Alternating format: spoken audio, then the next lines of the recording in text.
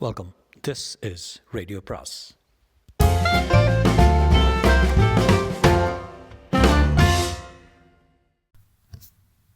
அனைவருக்கும் அன்பு வணக்கம். ராக்கி ரங்கராஜனின் மேடம், அத்தியாயம் 9. டைரக்டர் டைசன் இன்னும் மார்க்கை கூப்பிடவில்லை. ஸ்டெம்ஸுக்கும் கால்வர்ட்டுக்கும் நேர்ந்த கதி தனக்கும் நேருமோ என்ற பயம் அவன் உள்ளத்தை அரித்தது. எதிரே சுவரில் பதிந்திருந்த பலகை மீது அவன் பார்வை சென்றது. எஃபிஐயின் 60 வருட சரித்திரத்தில் 34 அதிகாரிகள் டியூட்டியில் இருக்கும்போது கொல்லப்பட்டிருக்கிறார்கள் என்ற விவரம் அதில் காணப்பட்டது. விரைவில் ஸ்டெம்ஸ், கால்வர்ட் இருவரின் பெயரும் அதில் சேரும். அறையின் மற்ற சுவர்களையும் நோக்கினான். இதற்கு முன்னால் இருந்த டிரெக்டர்களின் பெயர்கள் காணப்பட்டன. இப்போது டிரெக்டராக இருக்கும் HAL டைசன் பெயர் கடைசியாக காணப்பட்டது. அந்த எழுத்துக்களை கூட்டி ஹால்ட் என்றுதான் FBI அலுவலகங்களில் அவரை கூப்பிடுவார்கள். FBI என்பது அரசியல் சம்பந்தப்பட்டதாக மட்டுமில்லாமல் சட்ட ஒழுங்கு பிரச்சனையும் சேர்ந்ததாக இருந்ததால் போலீஸ் அனுபவம் உள்ள ஒருவரை FBIயின் தலைவராக நியமிப்பது என்று அரசு தீர்மானித்திருந்தது. டைசன் அந்த பதவிக்கு மிகவும் பொருத்தமானவராக இருந்தார். அவருடைய குடும்பத்தில் கொள்ளு தாத்தா, தாத்தா, அப்பா யாவருமே போலீஸ் துறையில் அனுபவம் பெற்றவர்கள்தான். 5 வருடங்களுக்கு முன்பு அவருடைய மனைவி காலமானால் நோயாளியாக இருந்த அவளை 20 வருட காலம் டைசன் கண்ணும் கருத்துமாக காப்பாற்றினார் என்று சொல்ல கேள்விப்பட்டிருக்கிறான் மார்க். யாருக்கும் அவர் பயப்படுகிறவர் அல்ல. அவருடைய நேர்மையும் துணிச்சலும் நாடெங்கும் அவருடைய மதிப்பை உயர்த்தியிருந்தன. இது அவர் காலமான பிறகு கொஞ்சம் ஏறுமாறாக இருந்த FBI டைசன் பழைய அந்தஸ்துக்கு உயர்த்தினார். FBIயில் சேர்ந்து பணியாற்றுவது என்று மார்க் தீர்மானித்ததற்கு காரணமே டைசன் மீது அவனுக்கு இருந்த அபாரமான மதிப்பு தான். தனக்கு ஆபத்து எப்போது? மார்க்குக்கு அவ்வப்போது படபடப்பு அதிகரித்தது. நிலை கொள்ளாமல் வெளியே வந்து பால்கனியில் நின்றான். பார்வை போன இடமெல்லாம் துப்புரவாக இருந்தது. உள்ளே போயிருந்த யூனிஃபார்ம் இளைஞன் திரும்ப வந்து, டிரெக்டர் உங்களை கூப்பிடுகிறார் என்றான். மார்க் எழுந்து அவனை பின்தொடர்ந்து சென்றான். அவன் கால்கள் தடுமாறின, உள்ளங்கையில் வியர்த்திருந்தது. ட்ரௌசரில் துடைத்து கொண்டான். டிரெக்டர் அவனை நிமிர்ந்து பார்த்து உட்காரும்படி சைகை காட்டினார். டைசன் வாட்ட சாட்டமான மனிதர்.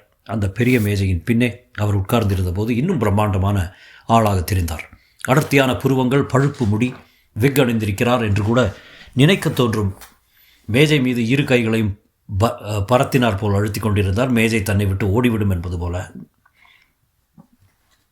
அவருடைய நாற்காலிக்கு பின்னே சற்று தள்ளி இளைஞராக தோன்றிய ஒருவர் நின்றிருந்தார். மார்க், இவர் அசிஸ்டன்ட் டைரக்டர் மேத்யூஸ். கேஸ் ஃபிக்ஸின் மரணத்தை ஒட்டி நடந்த சம்பவங்களை இவருக்கு நான் சுருக்கமாக சொல்லியிருக்கிறேன்.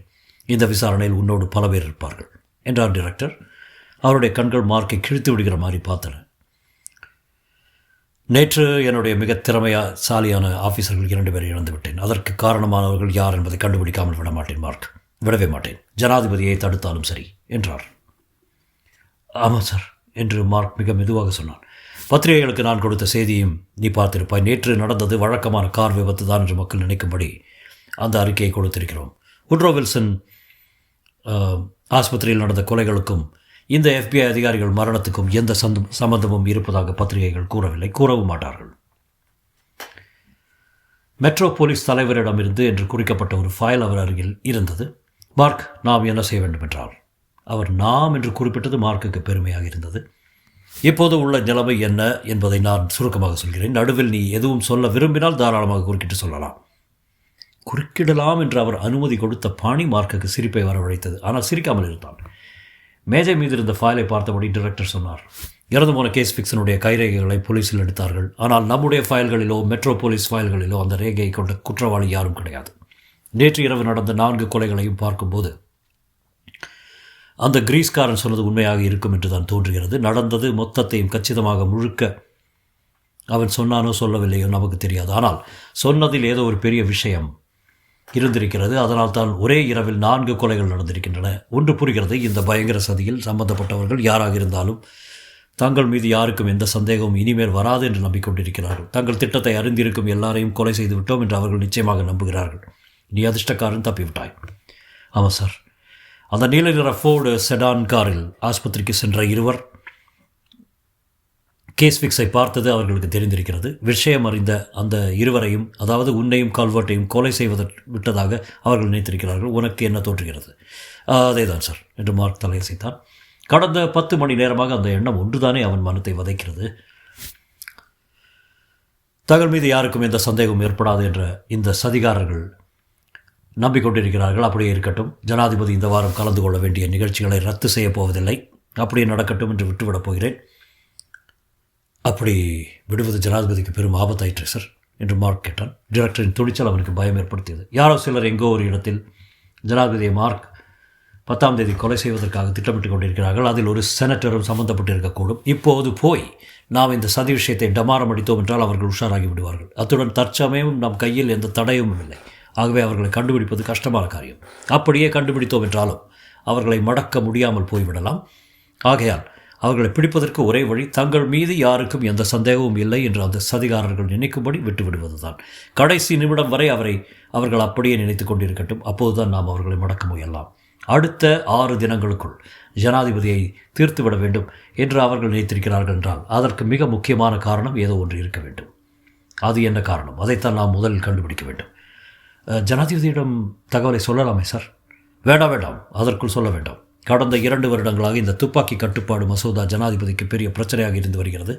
தன்னோடு இருப்பவர்களில் யார் நண்பன் யார் விரோதி என்ற குழப்பத்தை நாம் வேறு ஏற்படுத்த வேண்டாம். அப்படினால் அடுத்த 6 நாட்களுக்கு நாம் என்னதான் செய்யப் போகிறோம்? அந்த சதிகாரர்களின் கூட்டத்தில் எவனாவது ஒருவன் கோழை இருப்பான். அவன் நம்மிடம் அகப்படுவான். அப்படி எவனும் அகப்படவில்லை என்றான் மார்க். அப்போது கடவுள்தான் அமெரிக்காவை காப்பாற்ற வேண்டும். அவன் அகப்பட்டு விட்டால் நீ அவனை தீர்த்து கட்ட வேண்டியிருக்கும். மார்க் ஒரு நிமிடம் யோசனை செய்தான். இதுவரை வாழ்க்கையில் யாரையும் அவன் கொன்றது கிடையாது. சொல்லப்போனால் உயிருள்ள பிராணி எதையுமே மனதறிந்து கொன்றது கிடையாது. பூச்சியை மிதிப்பது கூட அவனுக்கு பிடிக்காது. தான் கொள்ள வேண்டிய நபர் ஒரு செனட்டராகவும் இருக்கக்கூடும் என்பதை எண்ணிய போது அவனுக்கு நடுக்கமாக இருந்தது. ரொம்ப கவலைப்படாதே மார்க், விஷயம் அவ்வளவு தூரத்துக்கு முற்றாமல் பிசுபிசுத்து போகலாம். நான் என்ன செய்ய நினைத்திருக்கிறேன் என்பதை உனக்கு சொல்கிறேன், கேள். ரகசிய போலீஸ் தலைவராக இருக்கும் ஸ்டூவர்ட்டிடம் சுருக்கமாக பேசப்போகிறேன். அடுத்த மாதம் ஏதோ ஒரு சமயத்தில் ஜனாதிபதியை ஒரு ஆள் கொலை செய்யப் போவதாக சொல்லிக் கொண்டிருக்கிறான் என்றும் அது விஷயமாக என்னுடைய 2 அதிகாரிகள் விசாரித்துக் கொண்டிருக்கிறார்கள் என்றும் சொல்லப் போகிறேன். அசிஸ்டன்ட் டைரக்டர் மேத்யூஸ் தொண்டையை கனைத்து கொண்டு ஏதோ பேச வாய் எடுத்தார். ஆனால் பேசவில்லை. டைரக்டர் தன் பேச்சிலிருந்து கவனத்தை திருப்பாமலை தொடர்ந்தார். கேஸ் ஃபிக்ஸ் சொன்ன தகவலையும் அவன் கொலை செய்யப்பட்ட சூழ்நிலையையும் பற்றி நீ ஒரு ரிப்போர்ட் எழுது. அதை நன்னாவிடம் கொடுத்துவிடு. ஆனால் ஸ்டெம்ஸிடம் கல்வெட்டும் கொலை செய்யப்பட்ட செய்தியை அதில் சேர்க்காதே. அந்த 2 நிகழ்ச்சிகளுக்கும் சம்பந்தம் இருக்கிறது என்று யாரும் நினைக்கக்கூடாது. என்ன மேத்யூஸ், நான் சொல்வது சரிதானே? ஆமாம் சார் என்று மேத்யூஸ் தொடர்ந்து, தேவையில்லாத நபர்களுக்கு எல்லாம் நம்முடைய சந்தேகங்களை சொல்லிக் கொடுத்தோம்னா பாதுகாப்பு நடவடிக்கைகள் அதிகமாகிடும். எதிரிகள் ஒளிந்து கொண்டு விடுவார்கள். மறுபடியும் நாம் ஆரம்பத்திலிருந்து தொடங்க வேண்டியிருக்கோம். தொடங்கினாலும் புண்ணியம் இல்லாமல் போய்விடும் என்றார். நீங்கள் சொல்வது சரி என்றார் டைரக்டர். ஆகவே மார்க், நீ முதலில் செய்ய வேண்டியது என்ன என்று சொல்கிறேன், கேட்டுக்கொள். செனட்டர்கள் மொத்தம் 100 பேர் இருக்கிறார்கள். அவர்களில் ஒருவர் இந்த சதிகாரர்களுடன் தொடர்பு வைத்திருக்கிறார். அந்த செனட்டர் யார்? அதை நீ கண்டுபிடிக்க வேண்டும். அசிஸ்டன்ட் டைரக்டர் மேத்யூஸ் மற்ற விஷயங்களை விசாரிக்க 2-3 பேரை நியமித்துக் கொள்வார். அவர்களுக்கும் எல்லா விவரங்களையும் சொல்ல வேண்டும் என்பதில்லை. முதல் வேலையாக கொலை செய்யப்பட்ட கேஸ் ஃபிக்ஸ் சொன்னபடி கோல்டன் டக் ரெஸ்டாரண்ட் என்று ஒன்று இருக்கிறதா என்பதை கண்டுபிடிங்கள் மேத்யூஸ். இன்னொன்றும் செய்ய வேண்டும் சார் என்றார் மேத்யூஸ். ஜார்ஜ் டவுனில் உள்ள ஒவ்வொரு ஹோட்டலும் விசாரித்து யாருக்கேனும் அவர்களுடைய அறைக்கு உணவு கொண்டு செல்லப்பட்டதா என்று அறிய வேண்டும். அடுத்து அந்த ஆஸ்பத்திரியில் கார்களை நிறுத்தும் இடத்தில் வராந்தாக்களிலும் சந்தேகஸ்பதமாக யாராவது நடமாடியதை யாரேனும் பார்த்துருக்கலாம். மார்க்கும் கால்வெட்டும் கேஸ் ஃபிக்ஸை விசாரித்து கொண்டிருந்த சமயம் நம்முடைய ஃபோர்ட் செடான் கார் வெளியே நிற்பதை யாரேனும் பார்த்துருப்பாங்க. அதை பற்றியும் விசாரிக்க வேண்டும். இப்போதைக்கு நாம் செய்யக்கூடியது அவ்வளோதான். கரெக்ட் என்றார் டைரக்டர். Okay Matthews, thanks. உங்கள் நேரத்தை இனிமேல் நான் வீணடிக்க மாட்டேன். என்ன தகவல் கிடைத்தாலும் உடனே எனக்கு தெரிவிங்கள். நிச்சயமா என்று அசிஸ்டன்ட் டைரக்டர் மார்க்கை பார்த்து தலையசைத்து விட்டு புறப்பட்டார். மார்க் பிரமிப்புடன் டைரக்டரை பார்த்தபடி உட்கார்ந்திருந்தான். இந்த பிரச்சனையின் ஒவ்வொரு அம்சத்தையும் எவ்வளோ தெளிவாக இந்த டைரக்டர் புரிந்து கொண்டிருக்கிறார். ஃபைல்களை அடுக்கி வைக்கும் அலமாரி மாதிரி இருக்கிறது இவருடைய மூளை. நினைக்க மார்ப்புக்கு வியப்பாக இருந்தது. டைரக்டர் இன்டர்காமில் பொத்தானை எழுத்தி, 2 பேருக்கு காஃபி வரவழைங்கள் மிஸ்ஸஸ் மெக்ரிக்கர் என்றார். எஸ் சார் என்றாள் மிஸ்ஸஸ் மெக்ரிக்கர். நல்லது மார்க், நீ தினம் காலையில் 7 மணிக்கெல்லாம் FBI அலுவலகத்துக்கு வந்து எனக்கு ரிப்போர்ட் தர வேண்டும். ஏதேனும் அவசரம் நேர்ந்தால் என்னை கூப்பிடு. ஜூலியஸ் என்ற பெயர் சொல்லு. நானும் உன்னை கூப்பிடும்போது அந்த பெயர் தான் சொல்வேன். ஜூலியஸ் என்கிற பெயர் கேட்ட உடனே கையில் என்ன வேலை இருந்தாலும் போட்டுவிட வேண்டும். சரி சார். இப்போது மிக முக்கியமான ஒரு விஷயம் சொல்லப் போகிறேன், கேட்டுக்கொள். எந்த காரணத்திலாவது நான் இறந்து போனாலோ காணாமல் போனாலோ நீ இந்த விஷயத்தை எல்லாம் அட்டர்னி ஜெனரலிடம் மட்டும் தெரிவித்தால் போதும். மற்ற விஷயங்களை மேத்யூஸ் பார்த்துக்கொள்வார். எனக்கு ஏதானும் நேர்ந்தால் என்ன செய்வது என்பதை நான் பார்த்துக்கொள்கிறேன். முதல் முறையாக டிரெக்டர் புன்னகை செய்தார். ஆனால் ஏதேனும் நேர்ந்தால் என்பது வேடிக்கையான விஷயமாக மார்க்குக்கு தோன்றவில்லை.